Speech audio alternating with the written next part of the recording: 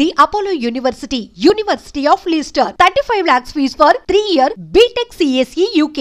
Number one అంటారు. అసలైన number one Gurukashi university.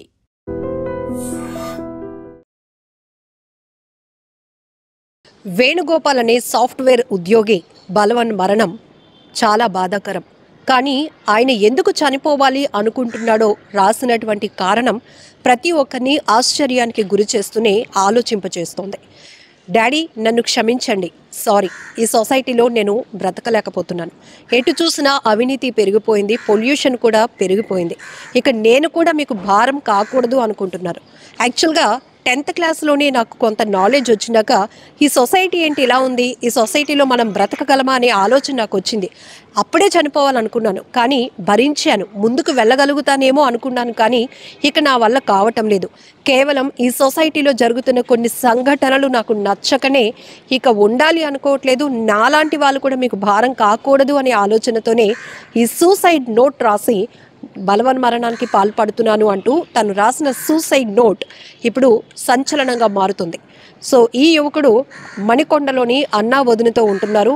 వాళ్ళ పేరెంట్స్ ఎంత కాల్ చేసినా కూడా అబ్బాయి ఫోన్ లిఫ్ట్ చేయకపోతే వాచ్మెన్కి కాల్ చేసి బాబు ఫోన్ లిఫ్ట్ చేయట్లేదు వేణుగోపాల్, ఒకసారి వెళ్ళి చూసిరా అంటే వెళ్ళి చూసేటప్పటికి కిటికీల్లో నుంచి వెళ్ళి చూసేటప్పటికి అబ్బాయి ఫ్యాన్కి ఉరి వేసుకొని ఆత్మహత్య చేసుకున్నాడు.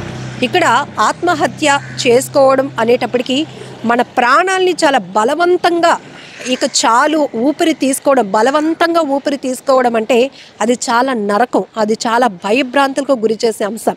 సో ఇప్పటి వరకు మనం చాలా సూసైడ్లు చూసాం. వాటికి కారణాలు చూస్తే అనుకున్నట్టుగా ర్యాంక్ రాలేదనో, అమ్మా నాన్న ఇష్టమైనవి కొనివ్వలేదనో, లవ్ ఫెయిల్ అయిందనో, లేకపోతే జీవితంలో ఏమీ సాధించలేకపోయానో, లేకపోతే అనుకున్నట్టుగా ఎడ్యుకేషన్కి సంబంధించి క్వాలిఫికేషన్కి తగ్గట్టు జాబ్ రాలేదనో, లేకపోతే హెల్త్ ఇష్యూస్ వల్ల ఇది భరించలేక ఆత్మహత్య చేసుకుంటున్నాను అనే కారణాలు మనం చూసాం. అదే ఒకవేళ పెళ్ళైన వాళ్ళు అనుకోండి, ఎవరో ఒకరు వేధింపులు తాళలేక, భార్య అయితే భర్త వేధింపులు తాళలేక, పిల్లలు ఆర్థిక పరిస్థితి కూడా బాగోలేదు, పిల్లల్ని నేను ఎలా చూసుకోగలుగుతానో, ఇలాంటి ఇన్సెక్యూరిటీ ఫీలింగ్స్తో ఆత్మహత్య చేసుకునే వాళ్ళని చూసాం. కానీ ఇక్కడ సాఫ్ట్వేర్ ఎంప్లాయీగా ఆయన 2 years నుంచి పనిచేస్తున్నాడు వేణుగోపాల్. కానీ తన తండ్రికి సారీ నాన్న, నన్ను క్షమించండి, ఈ సొసైటీలో జరుగుతున్న కొన్ని విషయాలను నేను భరించలేకపోతున్నాను, నేను తీసుకోలేకపోతున్నాను పాజిటివ్గా. ఎందుకంటే ఎటు చూసినా అవినీతి పెరిగిపోయింది, ప్రతిదీ కల్తీ అయిపోయింది. సో మనం ఎలా ముందుకెళ్ళగలుగుతాం, ఎలా జీవించగలుగుతాం అనేది అతను మరి ఎందుకు ఆ పర్టికులర్ విషయాలపైనే అంతగా నలిగిపోయాడో, మనోవేదనకు గురయ్యాడో కూడా అర్థం కావటం లేదు. జనరల్గా అయితే మనిషి లైఫ్ని స్టడీ చేస్తే గనక ప్రతి ఒక్కరూ స్ట్రగుల్స్తోనే, సక్సెస్ కన్నా స్ట్రగుల్స్తోనే ఎక్కువగా లీడ్ చేస్తున్నటువంటి లైఫ్ చూస్తూ ఉంటాం. సో ఎక్కడో ఒక హోప్ కనపడుతూ ఉంటుంది, ఎక్కడో ఒక నమ్మకం, ఎక్కడో ఒక చిన్న ధైర్యం, దేవుడు ఎప్పటికైనా మనకి మంచి చేయకపోతాడా, ఎప్పటికైనా మన లైఫ్ మారకపోతుందా, ఎప్పటికైనా మన కష్టానికి తగ్గ ఫలితం రాకపోతుందా అనే ఒక హోప్తో మాత్రమే మనం ఇప్పటి వరకు ట్రావెల్ చేస్తూనే ఉన్నాం. అనేక సమస్యలను ఎదురొడ్డి పోరాడుతూనే ఉన్నాం. ఎందుకంటే ఎక్కడో జరుగుతుంది, ఒక మిరాకిల్ ఉండబోతుంది మన లైఫ్లో అనేది ఒక హోప్ మాత్రమే.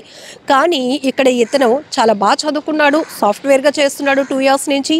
కానీ సొసైటీ పైన బాధ్యతనా లేకపోతే అభద్రతా భావం ఎక్కువగా పెరిగిపోయిందా?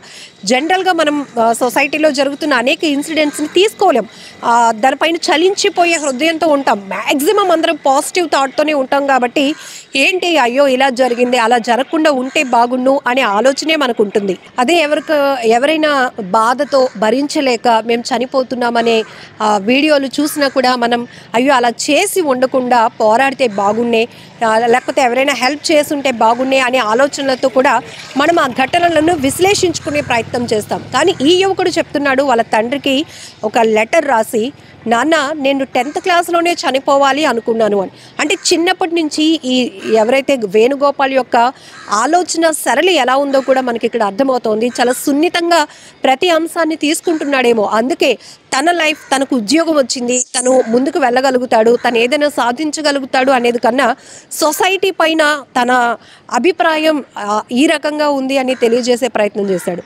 అయితే పోలీసులు ఈ కేసు పైన దర్యాప్తు చేస్తున్నారు. ఇమీడియట్గా వేణుగోపాల్ తండ్రి కూడా పోలీసులకు కంప్లైంట్ ఇచ్చారు.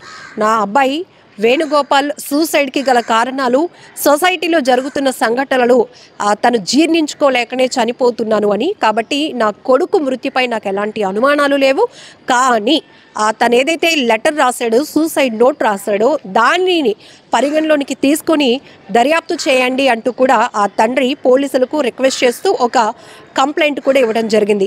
ఇక్కడ 2 రకాల ఆలోచనలు. అంటే చిన్నప్పటి నుంచి పిల్లలు పెరుగుతున్న వాతావరణం వారిపైన ఎలాంటి ప్రభావం చూపిస్తున్నాయి, ప్రతి చిన్న విషయాన్ని ఎందుకు అంటే నిశితంగా చాలా ఎక్కువగా భూతద్దంలో పెట్టి చూసే కోణాలు కూడా మనం చూస్తూనే ఉన్నాం. కొన్ని చాలా ఈజీగా పోయే వాటిని కూడా చాలా స్ట్రెస్గా తీసుకునే వాళ్ళని కూడా చూస్తూ ఉంటాం. అసలు లైఫ్ అంటేనే ఒక భారం అని, మనం ముందుకు వెళ్ళలేమని, అందరూ బాగానే ఎదుగుతున్నారు, మనం మాత్రమే ఇలా ఉండిపోయామని ఒక అభద్రతా భావం. అయితే ఈ సూసైడ్ నోట్ బయటకు వచ్చిన తర్వాత ఈ వేణుగోపాల్ సాఫ్ట్వేర్ తన బలవన్మరణానికి, ఆత్మహత్యకు గల కారణాలు చెప్పిన లెటర్ బయటికి రివీల్ అయిన తర్వాత ఒక విశ్లేషణ మొదలైంది. నిజమే, ఎందుకంటే తను చెప్పలేక అలా నోట్ రాసి చనిపోయాడు. కానీ చాలా వరకు చాలామంది ఏమీ చెప్పలేకపోతున్నారు. సొసైటీలో మనకి తెలియకుండానే ఒక అన్యాయం జరుగుతోంది. సొసైటీలో జరుగుతున్న కొన్ని అవినీతికి, అన్యాయాలకి మనం బలైపోతున్నాము. ఇందులో అవినీతి ఏ స్థాయిలో ఉందంటే ప్రతి వ్యవస్థలోనూ ఉంటున్న అవినీతి వల్ల సామాన్య ప్రజానికమే బలైపోతున్నారు అనేటటువంటి అభిప్రాయాలు కూడా పెద్ద ఎత్తున నెటిజన్లు కూడా ఈ ఘటనపై ఎలాంటి అభిప్రాయాలు వ్యక్తం చేస్తున్నారంటే, నిజమే అవినీతి విచ్చలవిరిగా పెరిగిపోయింది. ఎక్కడ చూసినా కూడా పొల్యూషన్, అసలు మనిషికి రిలేషన్ అనేది లేదు, స్వార్థమే రాజ్యం ఏలుతోంది. మనుషుల మధ్య అంతా కూడా మనీ చుట్టూ తిరుగుతున్నటువంటి బంధాలే తప్ప ఎవరిది స్వచ్ఛమైన ప్రేమ కనిపించటం లేదు. ఇలా ఎన్నో కోణాల్లో చూస్తే గనక ఎక్కడా కూడా ఒక ప్యూరిటీ లేదు, సొసైటీలో ఒక క్లారిటీ లేదు అనేటటువంటి అభిప్రాయమే ఎక్కువగా కనపడుతోంది. పిల్లల్ని అంటే చదువుకు తగ్గ ఉద్యోగాలు లేవు, జాబ్స్ రావటం లేదు. వీటి వల్ల కూడా విపరీతమైన ఒత్తిడి ప్రజల్లో ఉంది. పెళ్లి చేసుకోవాలన్నా భయపడే స్థాయిలో యువత వెళ్ళిపోతున్నారు.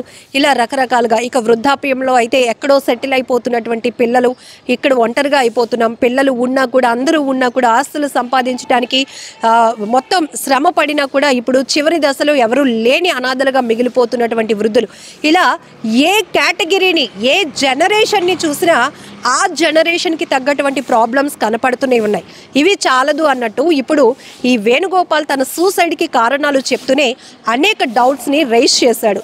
సొసైటీలో జరుగుతున్నటువంటి కొన్ని ఘటనలు అంటే అవినీతి కావచ్చు, పొల్యూషన్ కావచ్చు, ఇవన్నీ కూడా ఎక్కడ కూడా మనిషి జీవితానికి ఒక క్లారిటీ లేకుండా చేస్తున్నాయి. అందుకే నేను తట్టుకోలేక సూసైడ్ చేస్తున్నాను, నాన్న నన్ను క్షమించండి అంటూ అతను చివరిగా నోట్ రాసి బలవన్మరణానికి పాల్పడ్డాడు. ఈ ఘటనపై మీరేమంటారో, మీ కోణంలో మీ ఆలోచన ఏంటో కూడా, అసలు ఈ అబ్బాయి అనుకున్న ఆలోచన కరెక్టేనా, దానికోసం సొసైటీలో జరుగుతున్న కారణాలతో తను బలవన్మరణానికి పాల్పడి కుటుంబానికి దూరం అవ్వటం, వీటన్నిటిని మీరేమనుకుంటున్నారో కామెంట్ బాక్స్లో మెన్షన్ చేయండి. నిజంగా ప్రస్తుతం ఉన్నటువంటి సమాజం దేనికి ప్రయారిటీ ఇస్తుంది? ఆర్థిక సంబంధాల చుట్టూ మాత్రమే తిరుగుతోంది. మళ్ళీ ఎన్నికలంగానే చాలా విరక్తి కలుగుతాం. మంచి అనిపిస్తుంది కదా, లేడీస్ కూడా ఛాలెంజింగ్ జాబ్స్ చేసినప్పుడు చాలా బాగుంటది. ట్రాఫిక్ అసిస్టెంట్స్ గా నియమించిన ట్రాన్స్జెండర్స్ అందరితో సాల్యూట్ చేయించుకుంటున్నారు. ఫుడ్ డెలివరీ ఇవ్వటానికి వెళ్ళినటువంటి డెలివరీ బాయ్ అనిల్ పై కళ్ళ ముందు పెళ్ళండి